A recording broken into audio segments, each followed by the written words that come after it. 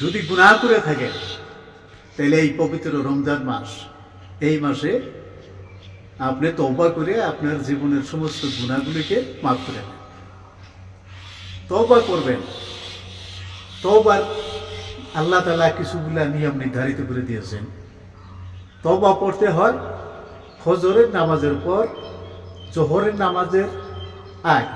এইখানে সময়ের মধ্যে আপনি তওবা করবেন, আপনার তওবা আল্লাহ তাআলা কবুল করবেন। তওবার কতগুলি নির্ধারিত নিয়ম, তওবার কতগুলি দোয়া। যে তওবা পড়লে মানুষের জীবনের সমস্ত গুনাহ মাফ হয়ে যায়।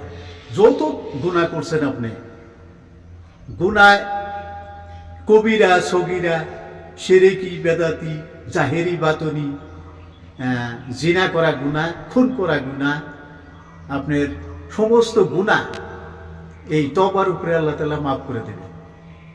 এইটা রমজানের মাস। এই মাসে আল্লাহ তাআলা মানুষের গুনাহ সমূহ মাফ করার জন্যই এই রমজানের মাস আল্লাহ তাআলা মানব সমাজে পাঠিয়ে দিয়েছেন। আপনি তওবা করুন আর গুনাহ মাফ করে নেন।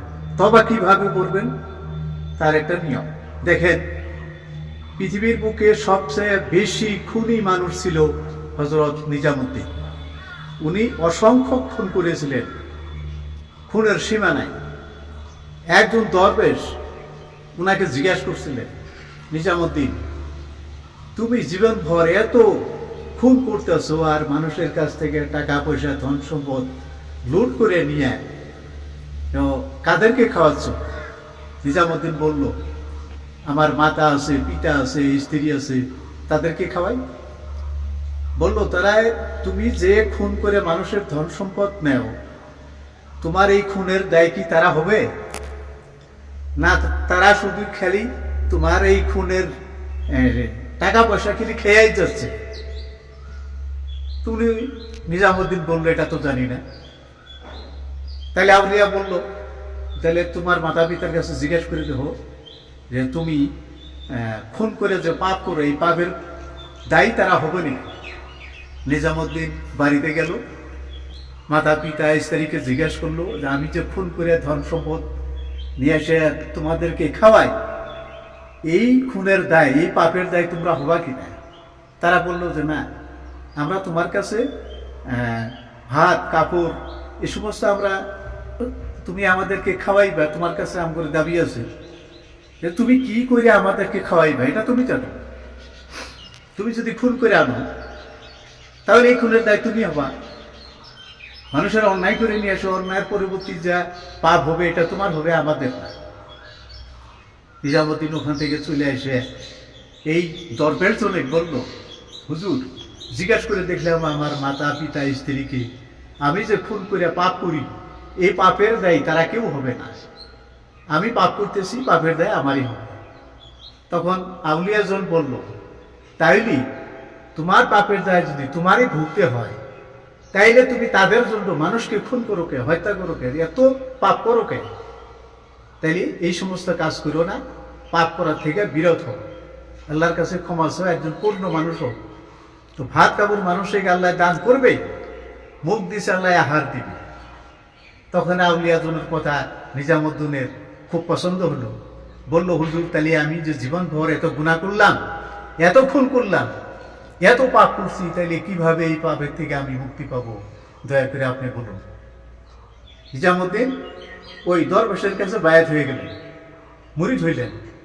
আর উনি বলল যে তুমি এই গাছ দেখা যাচ্ছে, এই গাছের তলায় বসে আল্লাহর কাছে তওবা করে নয়ন ঝরে কান্দে আল্লাহর কাছে ক্ষমা চাও, কান্দাকাটি করো, তওবা করো, আল্লাহ তোমাকে মাফ করে দিবে।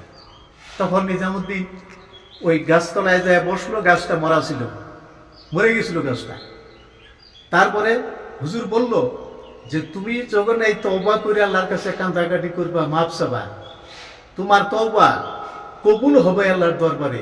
যখনই আল্লাহর দরবারে তওবা কবুল হবে, তখন তুমি দেখবে এই মরা গাছটা জিন্দা হয়েছে আর এই গাছের ফুল ফুটছে, সুন্দর একটা খুশবু বের হয়েছে। তখন তুমি বুঝলে যে আমার গুনাহ আল্লাহর কাছে মাফ হয়ে গেছে।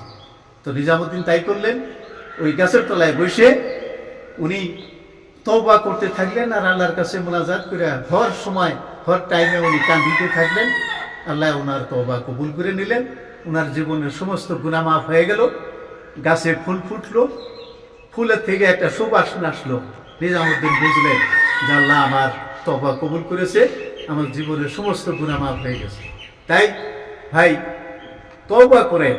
কি তওবা করবেন দেখেন, তওবার আগে আপনি নবীর নামে দুরূদ করে নেন।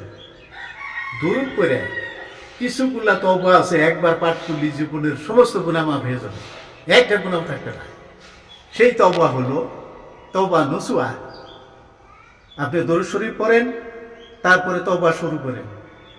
তওবা নসুহা, ইয়া আল্লাহ আস্তাগফিরুল্লাহ রাব্বি মিন কুল্লি যামবি ওয়া আতুবু ইলাইহি লা হাওলা ওয়ালা কুওয়াতা ইল্লা বিল্লাহিল আলিয়্যিল আযীম। এই একটা তওবা। দ্বিতীয় আরেকটা তওবা হইল যে আপনি তওবার আগে এই দরুদ শরীফ পড়েন, পড়ে তওবা শুরু করেন। আস্তাগফিরুল্লাহ আল্লাযী লা ইলাহা ইল্লা হুয়াল হাইয়ুল কাইয়ুম ওয়া আতুবু ইলাইহি বিরহমাতিকা ইয়া আরহামার রাহিমিন। এই তওবাটা গুনাহ মাফের জন্য খুব কার্যকরী তওবা। তো তওবার আগে দুরূদ করে নেন, তওবা মাঝখানে পড়ে আবার দুরূদ পড়েন, তারপরে আল্লাহর কাছে মুনাজাত করে আপনি কান্দাকাটি করতে থাকেন। আপনার জীবনের সমস্ত গুনাহ আল্লাহ তাআলা মাফ করে দিবেন, কোনো গুনাহই থাকবে না। গুনাহ যদি মাফ হয়ে যায়, আপনি নিষ্পাপ হলেন, আপনি আল্লাহর জান্নাতে যায় পৌঁছবেন। তাই তওবা করেন, এই রোজার মাসে আপনার সমস্ত গুনাহ আল্লাহ তাআলা মাফ করে দিবেন। এই তওবা যদি আপনি জানেন, পাঠ করেন, আর যদি জানা নাই তাহলে চলে আসেন, তওবা শিখে যান। গেদির মুর্শিদের কাছে অনেক ধরনের তওবা আছে, তার যে কোনো একটা পাঠ করেন, যদি গুনাহ করছেন তাহলে আল্লাহর কাছে মাফ চান। আসসালামু আলাইকুম ওয়া রাহমাতুল্লাহ।